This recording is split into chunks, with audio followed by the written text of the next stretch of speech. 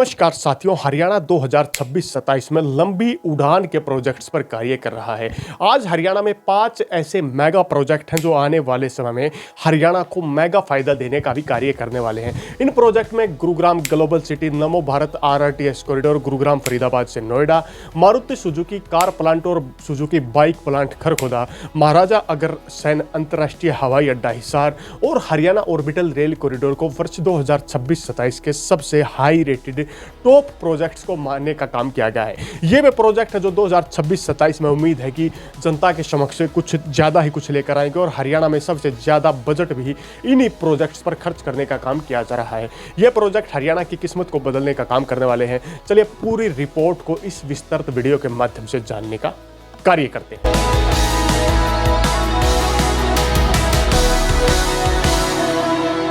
नमस्कार साथियों, आने वाले समय में हरियाणा 2026 और 27 के टाइम पर ऐसी मेगा परियोजनाओं पर कार्य कर रहा है। यदि उन मेगा परियोजनाओं को समय अनुसार तैयार किया जाता है तो हरियाणा में काफ़ी ज़्यादा तरक्की आपको देखने को मिलने वाली है। इन 5 परियोजनाओं का जिक्र हम करने वाले हैं जो वर्ष 2026 और 27 में हरियाणा के लिए काफ़ी महत्वपूर्ण रहने वाली है। इनमें पहले स्थान पर है गुरुग्राम ग्लोबल सिटी। गुरुग्राम के इलाकों में हरियाणा सरकार सबसे बड़ी मेगा परियोजना पर कार्य कर रहा है। यहां पर ग्लोबल सिटी को एक विस्तृत सेक्टर परियोजना में शामिल करने का काम किया गया है और दुबई और सिंगापुर की तर्ज पर गुरुग्राम में एक ग्लोबल सिटी को विश्व स्तर पर बनाने का कार्य किया जा रहा है। यहां पर चरण संख्या 1 में वर्तमान में बिजली, सड़कें और वाटर शो जैसी चीजों को शामिल किया गया है, जिसमें दिसंबर 2026 तक इसे पूरा करने की उम्मीद नजर आ रही है। वहीं द्वारका एक्सप्रेसवे के नजदीक ग्लोबल सिटी के ही इलाके में विश्व के भारत की सबसे ऊंची नई इमारत को भी तैयार करने की परियोजना या प्रस्ताव पर सरकार काम कर रही है। यानी कि आने वाले समय में गुरुग्राम में भारत की सबसे ऊंची इमारत को बनाने का भी कार्य किया जा सकता है। यहाँ पर अलग अलग प्रकार के सेक्शन होंगे, जिनमें शॉपिंग सेक्शन, लोगों के रहने के लिए होटल फैसिलिटी और अलग अलग प्रकार के फूड कोर्ट्स को बनाने का काम किया जाएगा और विश्व स्तर से आने वाले टूरिस्टों को यहाँ पर प्राथमिकता के साथ में एक वैश्विक अनुभव देने का भी कार्य किया जाएगा। अब बात करते हैं नंबर 2, नमो भारत RRTS कॉरिडोर। नमो भारत RRTS कॉरिडोर जो कि गुरुग्राम, फरीदाबाद और नोएडा के इलाकों को अटैच करने का काम करेगा।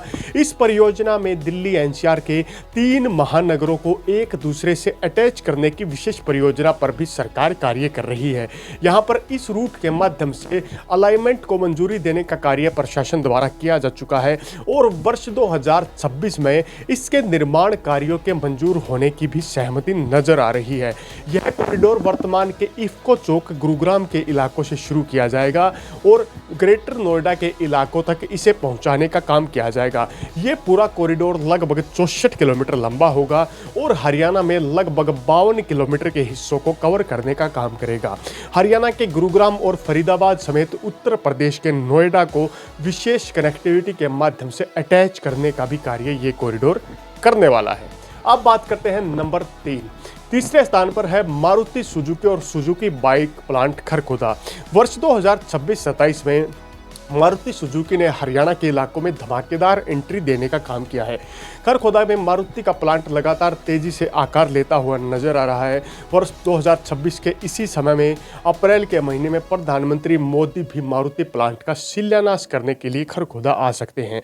वहीं पर सुजुकी बाइक प्लांट जो 1174 करोड़ की लागत से वर्ष 2027 में पूर्ण होने की उम्मीद है, 2026 तक यहाँ सुपरमार्केट का बड़ा हिस्सा खरखोदा के ये 2 मैन्युफैक्चरिंग प्लांट लेने वाले हैं, में कार निर्माता कंपनी मारुति सुजुकी और सुजुकी बाइक्स यहां पर बड़ा एरिया को कवर करने का काम करेंगे और विदेशों तक यहां से गाड़ियां और बाइक्स को इंपोर्ट करने का, एक्सपोर्ट करने का भी विशेष कार्य होने वाला है। अब बात करते हैं नंबर 4। हरियाणा 2026-27 में महाराजा अग्रसेन अंतर्राष्ट्रीय हवाई अड्डे हिसार को भी प्राथमिकता देने का कार्य कर रहा है। हिसार हवाई अड्डे एक एविएशन हब के रूप में विकसित करने का कार्य किया जा रहा है, जिसमें दिल्ली के इंदिरा गांधी अंतर्राष्ट्रीय हवाई अड्डा, नोएडा में बन रहे नोएडा हवाई अड्डा, को डायरेक्ट रूप से कनेक्ट करने का काम करेगा। यानी कि इन तीनों हवाई अड्डों की आपस में कनेक्टिविटी रहेगी।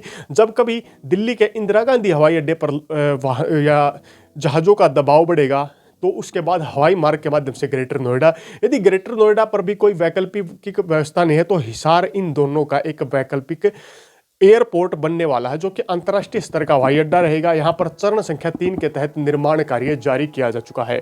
डेडलाइन 17 अप्रैल 2027 यहां पर दी गई है। वर्ष 2026 में रनवे विस्तार के बाद यहां पर ऑपरेशंस और कार्गो विमानों की संख्या बढ़ाने पर भी जोर दिया गया है। कई छोटी फ्लाइटें जो देश के अलग अलग चंडीगढ़, वर्तमान के काशी, यहां से दिल्ली, जयपुर और अलग अलग एरिया तक की फ्लाइट्स को भी चलाने का विशेष कार्य यहां पर किया जा रहा है। अब बात करते हैं नंबर 5वें स्थान पर हरियाणा ऑर्बिटल रेल कॉरिडोर को यहां पर रखा गया है। यह वर्ष 2026-27 की बहुआगामी परियोजना है, जो परियोजना HORC के नाम से जानी जाती है। इस विशेष रेल कॉरिडोर को केएमपी के नजदीक ऑर्बिटल रेल के रूप में बनाने का कार्य किया जाएगा। यहां पर प्रमुखता से दिल्ली को साफ तौर पर यह कॉरिडोर बाईपास करने का काम करेगा और यहां पर बड़े बड़े औद्योगिक क्षेत्रों को एक दूसरे से अटैच करने का काम करेगा। यहां पर बड़ी संख्या में मालगाड़ियां और एक्सप्रेस शताब्दी जैसी ट्रेनों को चलाने का कार्य किया जाएगा, जिससे माल ढुलाई के साथ साथ में यहाँ पर यात्रियों की क्षमता को भी दिल्ली को डाइवर्ट करके दूसरे स्थानों तक पहुंचाने का विशेष कार्य होगा। वर्तमान में दिल्ली को क्रॉस करके आने वाली जितनी भी गाड़ियां हैं उनका दबाव घटाने के लिए इस कॉरिडोर को विशेष रूप से तैयार करने का काम किया गया है। इसमें हरियाणा सरकार का रेलवे विभाग और केंद्रीय रेल मंत्रालय के द्वारा मिल करके कार्य करने का भी काम किया जा रहा है और यह प्रोजेक्ट आने वाले समय में हरियाणा और देश के लिए विशेष रीढ़ के रूप में काम भी करने वाला है। इस प्रकार हरियाणा में ये वे 5 मेगा प्रोजेक्ट हैं जो आने वाले समय में 2026-27 के टाइम में हरियाणा को काफ़ी आगे पहुंचाने का भी कार्य करने वाले हैं। आपकी अपनी क्या राय है इन प्रोजेक्ट को लेकर, कमेंट बॉक्स के माध्यम से राय और प्रतिक्रिया देने का कार्य जरूर करें। इसी के साथ अगले वीडियो तक आप लोगों से विदा लेते हैं और यदि अब तक आपने हमारे चैनल को सब्सक्राइब नहीं किया तो वीडियो को लाइक करें, शेयर करें, साथ में हमारे चैनल को सब्सक्राइब करके बेल आइकन दबाने का कार्य जरूर करें ताकि इसी प्रकार की बारीक अपडेट आपको मिलती रहे। इसी के साथ अगले वीडियो तक आप लोगों से विदा लेते हैं। तब तक के लिए जय हिंद, जय भारत।